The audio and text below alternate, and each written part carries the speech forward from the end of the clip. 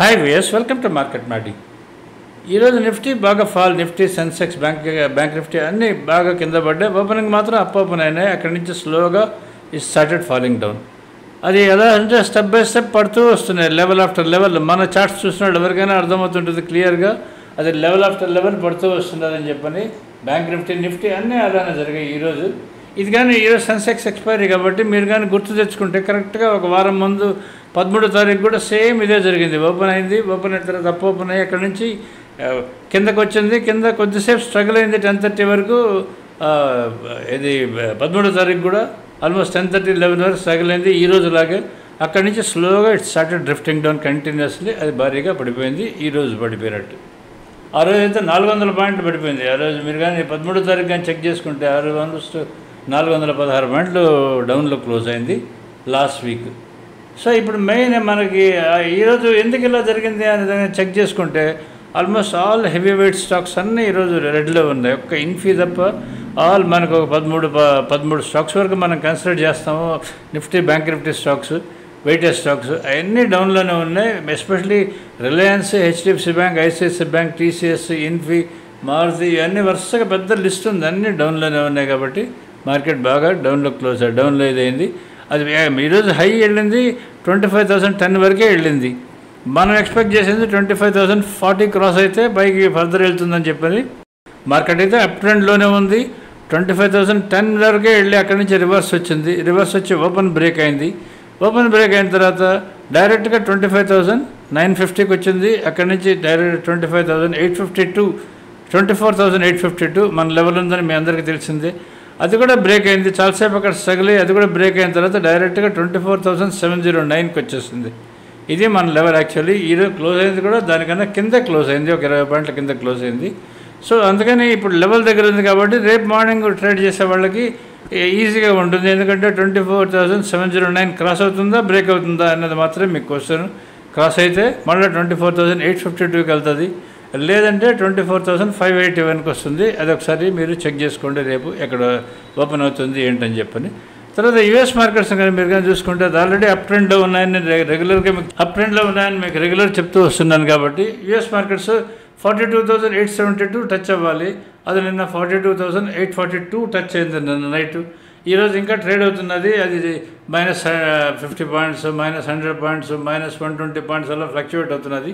So అది ఈరోజు touch అవుతుందా లేదా రేపు టచ్ అవుతుందా అనేది ఆ లెవెల్ ఒకసారి చెక్ చేసుకోవాలి. అది క్రాస్ అవుతుందా లేదా అనేది మనకి మెయిన్కి వస్తుంది. క్రాస్ అయిందంటే ఇంకొక 2,000 పాయింట్స్ వరకు ర్యాలీ జరిగే అవకాశం ఉంటుంది, పైకి వెళ్ళే అవకాశం ఉంటుంది. అది ఒకసారి చెక్ చేసుకోండి.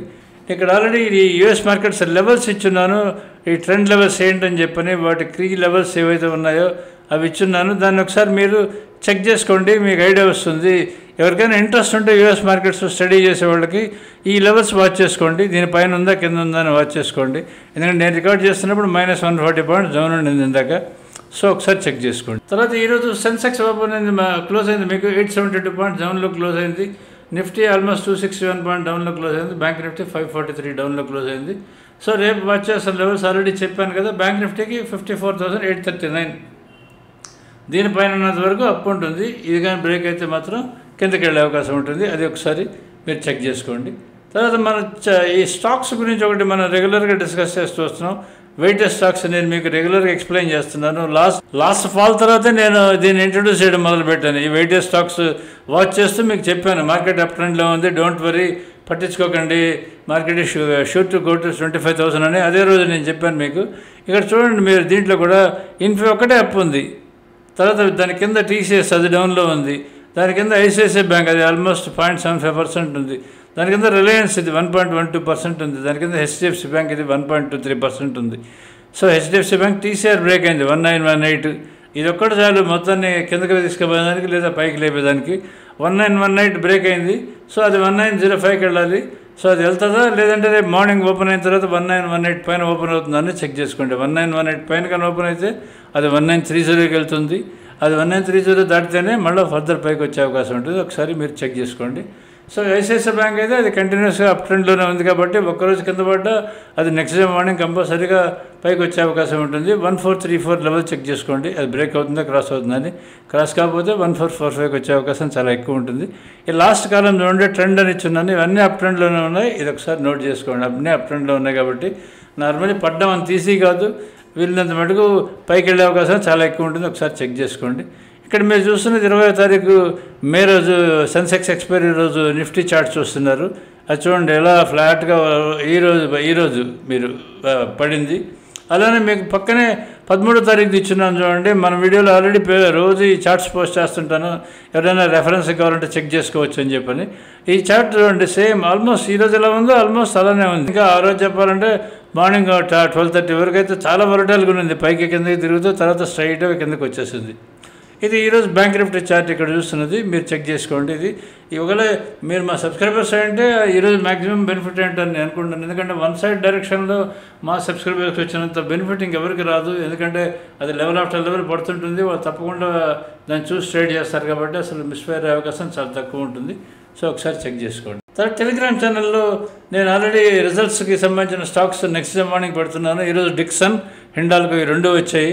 వాటి 2 అవర్స్ నేను రేపు మార్నింగ్ పోస్ట్ చేస్తాను. మీకు ఇంట్రెస్ట్ ఉంటే టెలిగ్రామ్ ఛానల్కి సబ్స్క్రైబ్ చేసుకొని చూసుకోండి. ఇంకేమైనా స్టాక్స్ మీరు అడిగినా సరే we'll try to give that stocks also. ఇంకా last month FII data check చేసుకుందాం. ఎఫ్ఐఎస్ ఈరోజు 10,000 కోట్లు అమ్మారు అండ్ డిఐఎస్ మీకు 6,738 కోట్లు బై చేశారు.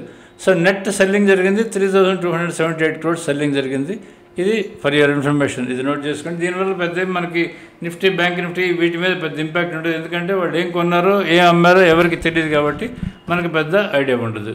సరే ఎఫ్ఐఐ డేటా కానీ చెక్ చేసుకుంటే ఎఫ్ఐఎస్లో వాళ్ళు నిఫ్టీ అంటే ఎఫ్ఐఎస్ ఫ్యూచర్స్లో ఇండెక్స్ ఫ్యూచర్స్లో సెల్లింగ్ బయింగ్ 2 ఆల్మోస్ట్ ఈక్వల్గా ఉన్నాయి.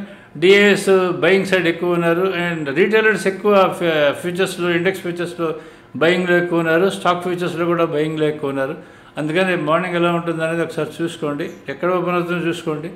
709 అంటే 24709 పైన కానీ ఓపెన్ అయితే పైకి వెళ్ళే అవకాశం చాలా ఎక్కువ ఉంటుంది. ఇది ఒకసారి నోట్ చేసుకొని ట్రేడ్ డెసిషన్స్ తీసుకోండి. So subscribe to us if are happy with us. మా లైవ్ బస్ సిగ్నల్ సబ్స్క్రైబర్స్ అండి రెన్యూ చేసుకోకుండా ఉంటే తప్పకుండా రెన్యూ చేసుకోండి. ఎందుకంటే కమింగ్ డేస్లో ఎప్పటికైనా సరే ఓన్లీ ఇటువంటి చార్ట్స్ మాత్రమే మీకు యూస్ఫుల్గా ఉంటాయి. వేరే రకమైన చార్ట్స్ అసలు మీకు అర్థం కూడా కావు. ఎస్పెషల్లీ క్యాండిల్ 6 చార్ట్స్ అయితే అది ఎవరికి అర్థం కాదు. ఇది మీరు అర్థం చేసుకోండి. So subscribe to us. Thank you.